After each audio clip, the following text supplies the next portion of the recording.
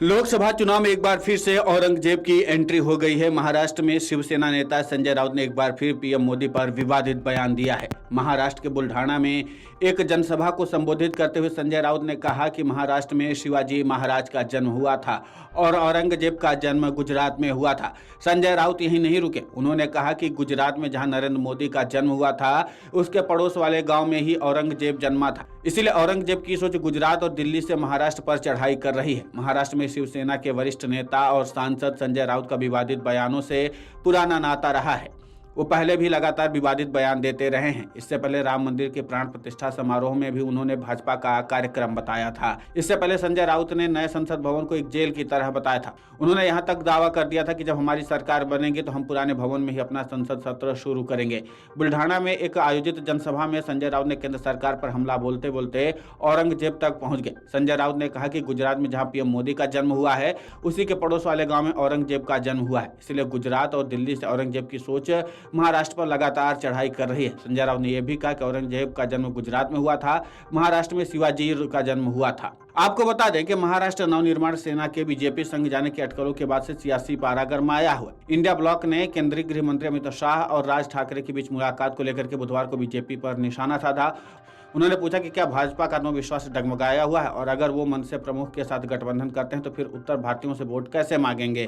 राज ठाकरे ने मंगलवार को नई दिल्ली में शाह से मुलाकात की थी, जिसके बाद ये संकेत मिले थे कि भाजपा आगामी लोकसभा चुनाव के लिए महाराष्ट्र में गठबंधन को मजबूत करने के मकसद से उन्हें साथ ला सकती है। एमएनएस के वरिष्ठ नेता बाला नांदगांवकर ने बाद में कहा था कि दोनों नेताओं के बीच लोकसभा चुनाव को लेकर के हुई बातचीत सार्थक रही और एक दो दिन में विवरण साझा किया जाएगा। बीजेपी समेत विभिन्न राजनीतिक दल उत्तर भारतीयों के बारे में राज ठाकरे के विवादित बयानों को लेकर पहले से उनकी तीखी आलोचना कर चुके हैं। अब शिवसेना नेता संजय राउत ने मंगलवार को आरोप लगाया कि राज ठाकरे के नेतृत्व वाली महाराष्ट्र नवनिर्माण सेना और भारतीय जनता पार्टी गठबंधन बनाने की कोशिश करें, क्योंकि वे महाविकास अघाड़ी की सफलता से डरते हैं।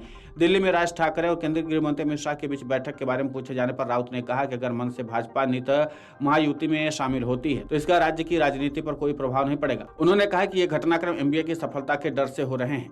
हालांकि संजय राउत के बयान से बवाल तो मचना तय था, तो एक बार फिर से संजय राउत ने पीएम मोदी की तुलना औरंगजेब से करके राजनीतिक पारा चढ़ा दिया है।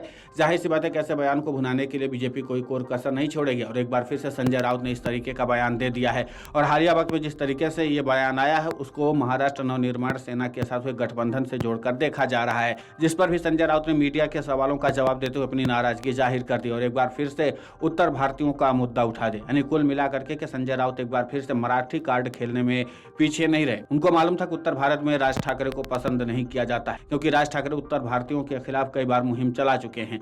इसी के नाते से संजय राउत ने मौके की नजाकत को समझते हुए सीधे सीधे प्रधानमंत्री नरेंद्र मोदी समेत महाराष्ट्र नवनिर्माण सेना को भी अपने निशाने पर ले लिया। इसी दौरान संजय राउत ने इस तरीके का बयान भी दे दिया। Video desk amarujala.com।